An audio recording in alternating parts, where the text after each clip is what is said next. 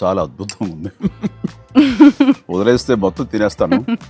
నా సరదా తీరేంత వరకు కొంచెం ఇంకొక తిని వదులుతాను. ఓకే. కానీ చాలా బాగుంది. కానీ ఎంత తిక్కుగా ఉంది మీ ఇక్కడ. So nice. కమిషన్ నివేదిక నేపథ్యంలో కేసీఆర్ తన శ్రేణులతో కూడా చర్చ జరపడం జరిగింది. ఇది కాంగ్రెస్ కుట్రలో భాగమని అంటున్నారు. అంతేకాకుండా ఎవరినైనా ఎప్పుడైనా అరెస్ట్ చేయొచ్చు, భయపడాల్సిన పని లేదు, ఈ దుష్ప్రచారాన్ని తిప్పి కొడదామంటూ ఆయన శ్రేణులకు ధైర్యం ఇస్తున్నారు. అంటే దీన్ని చూసినట్లయితే కేసీఆర్ కూడా అరెస్ట్ చేస్తారా? అంటే ఇప్పుడైతే ఇమీడియట్గా ఉండదు. నాకు అర్థమైంది, నేను రేవంత్ రెడ్డి ప్రెస్ కాన్ఫరెన్స్ కూడా చూశాను. ఇప్పుడు మొదలు, ఎందుకంటే మనకు అరెస్ట్ అనేది it's a political decision, it's not just a legal decision. Arrest అయితే జరగబోయే రాజకీయ పర్యవసనాలు ఏంటి, ప్రజల్లో సానుభూతి పెరుగుతుందా, ప్రభుత్వానికి ఉపయోగపడుతుందా, ఇవి ఈ లెక్కలు వేసుకోవాలి. కమిషన్ నివేదిక ఆధారంగా మాత్రమే అరెస్ట్ చేయడమా చేయకపోవడం అంటూ ఉండదు. అరెస్ట్ చేయడము చేయకపోవడం is not a technical decision, అది సాంకేతికపరమైన నిర్ణయం కాదు. Is not even a legal decision. డెమోక్రసీలో అది పొలిటికల్ డిసిషన్. పొలిటికల్ డిసిషన్ను పాలిటిక్స్తో అంచనా వేస్తారు. ఎందుకంటే ఇప్పుడు ఆంధ్రప్రదేశ్లో మనం చూసాం, స్కిల్ డెవలప్మెంట్ స్కామ్లో చంద్రబాబు నాయుడు అరెస్ట్ కాస్త జగన్మోహన్ రెడ్డి ప్రభుత్వ పతనానికి సమరశంకారావాన్ని పూరించింది. ప్రజల్లో బాగా వ్యతిరేకత వచ్చింది. నేను ఆ రోజుల్లో కూడా నా వీడియోని మీరు చూడండి, అప్పుడు కూడా చెప్పాను. ఈవెన్ తెలుగుదేశం పెరిఫరీని దాటి కూడా, అంటే సాంప్రదాయ తెలుగుదేశం ఓటర్లు, తెలుగుదేశం కార్యకర్తలు, సానుభూతి పనులు ఎలాగో చంద్రబాబు నాయుడు అరెస్ట్ తప్పుపడతారు. కానీ తెలుగుదేశం ట్రెడిషనల్ పెరిఫరీ దాటి కూడా ప్రజలు దీన్ని వ్యతిరేకిస్తున్నారని ఆ రోజు చెప్పాను, ఇప్పుడు చెప్పడం కాదు. మీరు అప్పటి వీడియోలు చూడండి, 2024 కన్నా ముందున్న వీడియోలో ఉంటుంది. ఎందుకంటే యూట్యూబ్ వచ్చాక ఒక అడ్వాంటేజ్ ఏంటంటే నేను అన్నానని చెప్పి తప్పించుకోలేను. అప్పుడు వీడియోలు ఉంటాయి కనుక ఎవరైనా వెళ్ళి చూడొచ్చు. సో అందువల్ల క్లియర్గా చంద్రబాబు నాయుడు అరెస్ట్ జగన్మోహన్ రెడ్డి ఓటమికి ఉన్న అనేక కారణాల్లో ఒక ముఖ్యమైన కారణం, ఒక పొలిటికల్ టర్నింగ్ పాయింట్ అని చెప్పచ్చు.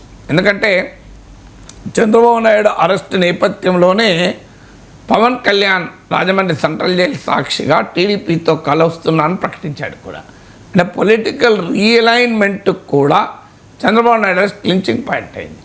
అలాగే జగన్మోహన్ రెడ్డి అరెస్ట్ ఎక్స్పీరియన్స్ కూడా ఉంది. ఉమ్మడి రాష్ట్రంలో కాంగ్రెస్ ప్రభుత్వానికి రాజశేఖర రెడ్డి మరణానంతర సానుభూతి వెల్లువ జగన్ వైపు ఉండగా, జగన్ అరెస్ట్ చేసి 16 నెలలు జైల్లో పెడితే కాంగ్రెస్ పార్టీ వాళ్ళు తుడిచిపెట్టుకుపోయింది ఆంధ్రప్రదేశ్లో.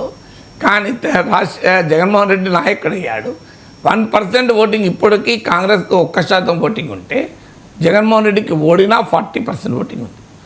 సో అందువల్ల ఈ పొలిటికల్ రామిఫికేషన్స్ ఎలా ఉంటుంది అని, సాధారణంగా సానుభూతి అనేది వాక్యూమ్లో ఉండదు. ఈవెన్ మీకు అలిపిరి ఘటన జరిగి అప్పటి ముఖ్యమంత్రి చంద్రబాబు నాయుడు పైన హత్యా ప్రయత్నము నక్సలైట్లు చేసినా చంద్రబాబు నాయుడు సింపతి రాలే. సింపతి వస్తనుకొని ఎన్నికలకు కూడా కాస్త ప్రిపోన్ చేయించాడు. కానీ సింపతి రాలే, 2004లో ఓడిపోయాడు.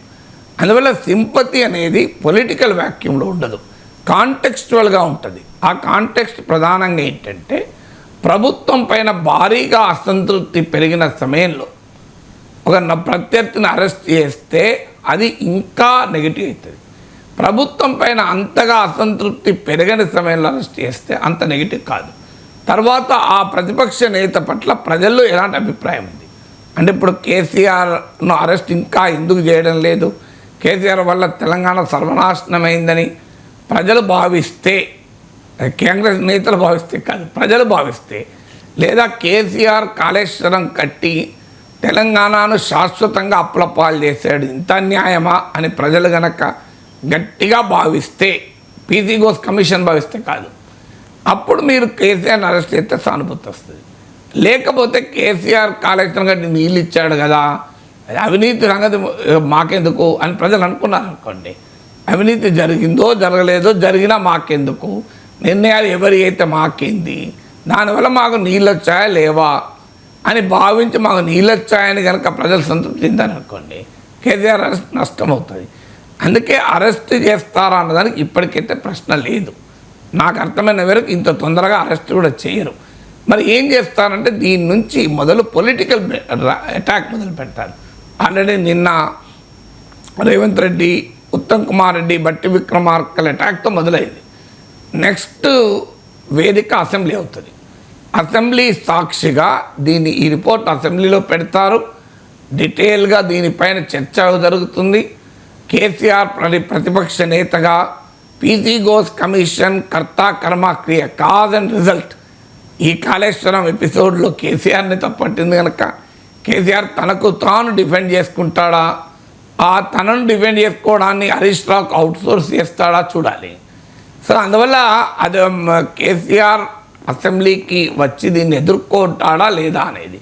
అందువల్ల పొలిటికల్ అటాక్ అసెంబ్లీ వేదికపైన జరుగుతుంది. ఈలోగా స్థానిక సంస్థల ఎన్నికల్లో కాళేశ్వరంలో భారీ అవినీతి జరిగింది. కాళేశ్వరం నిర్మాణంలో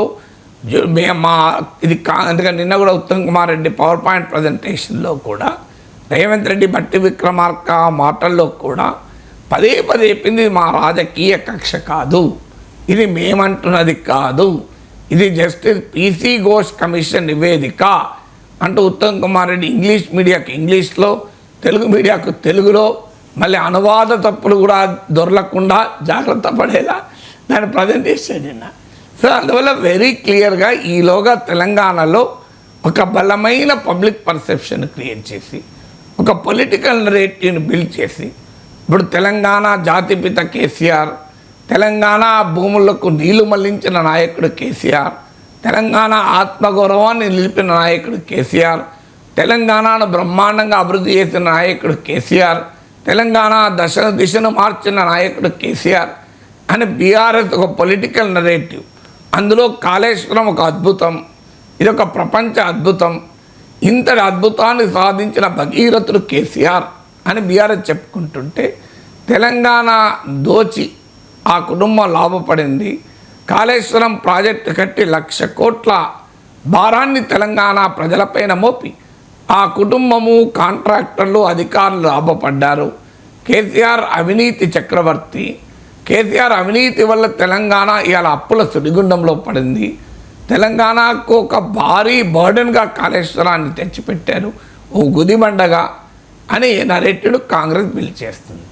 అందువల్ల కాంగ్రెస్ బిల్డ్ చేసే పొలిటికల్ నరేటివ్కు, కాంగ్రెస్ జరిపే పర్సెప్షన్ వార్కు కాళేశ్వరం నివేదిక ఒక ఆయుధం అవుతుంది.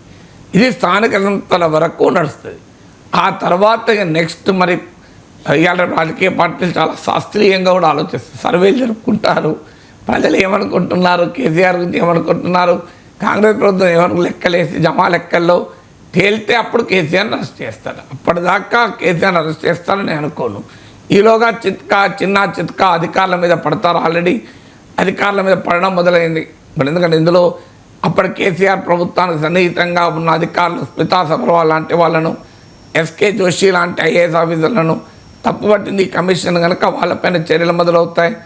ఆల్రెడీ అప్పటి ఇంజనీర్లపైన ఏసీబీ దాడులు జరుగుతున్నాయి. సో ఇలా ముప్పేట దాడి కాళేశ్వరం చుట్టూ జరుగుతుంది. ఆ తర్వాత వచ్చిన అంచనా బట్టి కేసీఆర్ అరెస్టు వైపుగా వెళ్తారు.